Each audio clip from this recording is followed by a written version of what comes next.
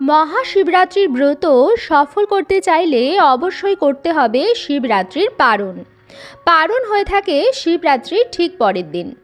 শিবরাত্রি আপনারা যতই নিষ্ঠা সহকারে উপবাস করে করুন না কেন, যদি শিবরাত্রির পরের দিনের পারণের বিধি আপনারা সম্পূর্ণ না করেন, তাহলে শিবরাত্রির ব্রতের সম্পূর্ণ ফল পাওয়ার থেকে বঞ্চিত হতে পারেন। নমস্কার বন্ধুরা, আমি সুচরিতা, সবাইকে স্বাগত জানাচ্ছি কিপ গ্রুমিং চ্যানেলে। বন্ধুরা, আশা করছি ঈশ্বরের আশীর্বাদে প্রত্যেকেই ভালো আছেন এবং সুস্থ আছেন। আজকের ভিডিওতে একটি খুবই গুরুত্বপূর্ণ এবং প্রাসঙ্গিক বিষয় নিয়ে আলোচনা করব। প্রথমেই আপনাদের সবাইকে জানাই মহাশিবরাত্রির অনেক অনেক শুভেচ্ছা।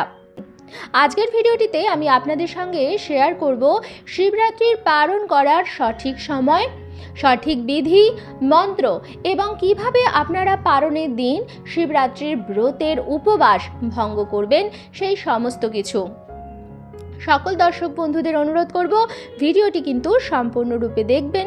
দেখার পর যদি ভালো লাগে তাহলে অবশ্যই কিন্তু একটি লাইক করবেন, কমেন্টসে লিখবেন হর হর মহাদেব, এবং বন্ধুরা অবশ্যই ভিডিওটি শেয়ার করবেন, কারণ মহাশিবরাত্রির ব্রত প্রায় প্রত্যেকেই করে থাকেন, কিন্তু অনেকেই জানেন না পালনের সঠিক বিধি, মন্ত্র এবং উপবাস কিভাবে আপনারা ভাঙবেন। ভিডিওটি পেলে অনেক বন্ধুরা উপকৃত হবেন, তাই অবশ্যই শেয়ার করবেন। চলুন বন্ধুরা, আসা যাক মূল পর্বে। প্রথমেই আমি আপনাদের জানিয়ে দিই যে শিবরাত্রির পালন আপনারা কবে করবেন। ফাল্গুন মাসের কৃষ্ণপক্ষের চতুর্দশী তিথিতে মহাশিবরাত্রি পালিত হয়। চতুর্দশী তিথি পড়েছে 15ই ফেব্রুয়ারি 2026 বিকাল 5:04 থেকে, এবং চতুর্দশী থাকবে 16ই ফেব্রুয়ারি বিকাল 5:34 পর্যন্ত। 4টি প্রহরী পড়েছে 15ই ফেব্রুয়ারি তারিখে। প্রথম প্রহর সন্ধ্যা 6:01 থেকে রাত্রি 9:09 পর্যন্ত। দ্বিতীয় প্রহর রাত্রি 9:09 থেকে রাত্রি 12:17 পর্যন্ত। তৃতীয় প্রহর পড়েছে রাত্রি 12:17 থেকে ভোর রাত্রি 3:25 পর্যন্ত। চতুর্থ প্রহর পড়েছে 16ই ফেব্রুয়ারি ভোর রাত্রি 3:25 থেকে সকাল 5:34 পর্যন্ত। মহাশিবরাত্রির পালন পড়েছে 16ই ফেব্রুয়ারি সকাল 6:33 পর। পালনের দিন আপনারা সকালবেলা ঘুম থেকে উঠে প্রাতঃ স্নান সেরে সামান্য বস্ত্রে এবং মস্তকে গঙ্গা জলের ছিটা দিয়ে নেবেন, এবং আপনার ঠাকুর ঘরে চলে আসবেন। এসে আপনার বাড়িতে যে শিবলিঙ্গ আছে, শিবলিঙ্গ ভালো করে অভিষেক করে নেবেন। সেদিনও দুধ, দই, ঘি, মধু এবং শর্করা, এই 5টি জিনিস একত্রে মিশিয়ে পঞ্চামৃত বানিয়ে নেবেন, এবং পঞ্চামৃত বানিয়ে নিয়ে সেই পঞ্চামৃতটি দিয়ে শিবলিঙ্গ অত্যন্ত ভালোভাবে অভিষেক করবেন। তারপরে পরিষ্কার জল দিয়ে অভিষেক করে নেন। ঠিক সেইভাবেই আপনার শিবলিঙ্গ আপনি অভিষেক করে নেবেন। পালনের অর্থ হচ্ছে শিবরাত্রির ব্রত আপনি সম্পন্ন করছেন। তাহলে আপনি আপনার বাড়ির শিবলিঙ্গ খুব ভালোভাবে অভিষেক করে নিলেন। সেদিনও আপনি শিব ঠাকুরের সামনে শিব ঠাকুরের প্রিয় ভোগ সাজিয়ে দেবেন। আপনি প্রদীপ, ধূপকাঠি, ধুনো, ঘিয়ের প্রদীপ, কর্পূর ইত্যাদি প্রজ্বলিত করে নেবেন, এবং এই সময় যখন আপনারা লিঙ্গ অভিষেক করবেন তখন আপনারা বলবেন শিবরাত্রির পালনের মন্ত্র। এই মন্ত্রটি বলতে কিন্তু একদমই ভুলবেন না। আমি এখানে মন্ত্রটি উল্লেখ করে দিচ্ছি। সংসার ক্লেশদগ্ধস্য ব্রতে নানেন শঙ্কর, প্রসীদ সুমুখনাথ জ্ঞান দৃষ্টি প্রদভব। এই মন্ত্রটি বলে আপনারা শিবলিঙ্গ অভিষেক করে নেবেন, এবং তারপর যথারীতি বেলপাতা শিবলিঙ্গে অর্পণ করবেন। শিব ঠাকুরের প্রিয় ফুল যেমন ধুতুরা, আকন্দ ফুল অথবা নীলকণ্ঠ ফুল শিবলিঙ্গে অর্পণ করবেন, এবং প্রদীপ, ধূপকাঠি সমস্ত কিছু ধরিয়ে বাবার সামনে ভোগ নিবেদন করে আপনারা আরতি করে নেবেন। খুব সহজে যেভাবে শিবরাত্রির পুজো আপনারা করেছেন, ঠিকভাবেই সহজ সরল বিধিতে আপনারা শিবরাত্রির পালনের দিন অর্থাৎ শিবরাত্রির পরের দিনও পুজো সম্পন্ন করে নেবেন। এইভাবে আপনার শিবরাত্রির ব্রত সম্পন্ন হবে। শিবরাত্রির পরের দিন যদি আপনারা পালন না করেন, তাহলে কিন্তু শিবরাত্রির ব্রত আপনার কোনোভাবেই সম্পন্ন হবে না।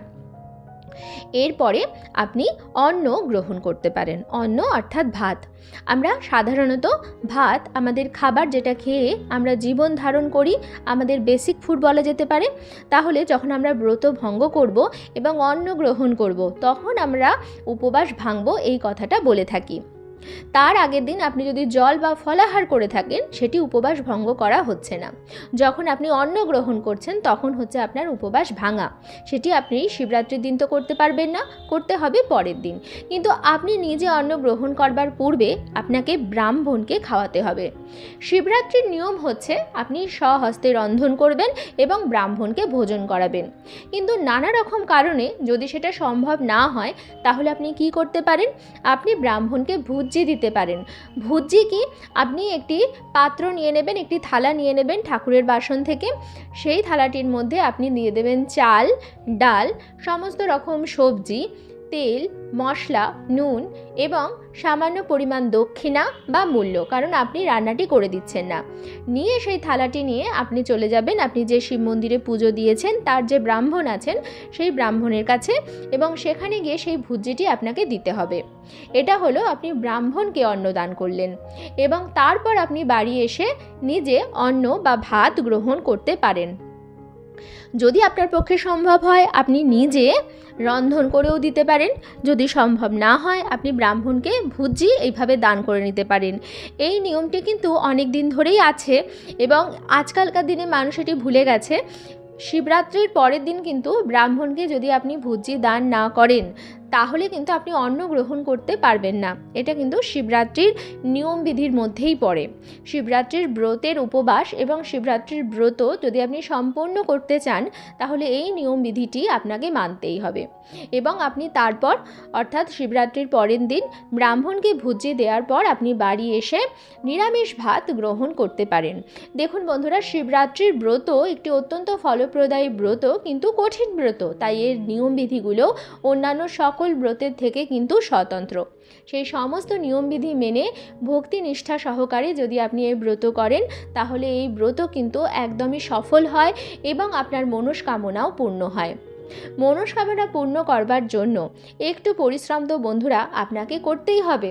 ব্রাহ্মণের সাথে সাথে গরিব দুঃখী মানুষকে, বিশেষ করে মন্দির সংলগ্ন মন্দির প্রাঙ্গণে যদি কোনো ভিক্ষুক আপনি দেখতে পান, বা যদি কোনো দুস্থ মানুষ, বিকলাঙ্গ মানুষকে আপনি দেখতে পান, তাহলে আপনি অর্থ দিয়ে অথবা খাদ্য দিয়ে তাকে সাহায্য করুন। রাস্তার কুকুর বা গরু, পশু পাখিদের খাওয়ানোর কিছু ব্যবস্থা করতে পারেন। প্রতিদিনই এটা করতে পারেন, কিন্তু যদি আপনি শিবরাত্রির ব্রত সফল করতে চান, তাহলে শিবরাত্রির পরের দিন অর্থাৎ শিবরাত্রির পারণের দিন অন্ন গ্রহণ করবার পূর্বে ব্রাহ্মণকে, গরিব অসহায় বিকলাঙ্গ মানুষকে এবং পশু পাখিদের অন্ন খাওয়ানোর চেষ্টা করুন বা অন্ন দান করুন, এবং তারপর দুপুরবেলা নিজে নিরামিষ অন্ন গ্রহণ করুন। এইভাবেই আপনার শিবরাত্রির ব্রত সম্পন্ন হবে এবং দেবাদিদেব মহাদেবের আশীর্বাদে আপনার সকল মনস্কামনা পূর্ণ হবে, পরিবারের সার্বিক মঙ্গল হবে। আজকের পর্বটি আমি এখানেই শেষ করছি। আশা করছি আজকের ভিডিওটি আপনাদের ভালো লাগলো এবং একটু হলেও উপকারে লাগলো। ভিডিওটি ভালো লাগলে অবশ্যই কিন্তু লাইক, কমেন্টস এবং শেয়ার করবেন বন্ধুরা। আর যদি চ্যানেলে নতুন হন, তাহলে অবশ্যই চ্যানেলটিকে সাবস্ক্রাইব করে আমার সাথে থাকবেন।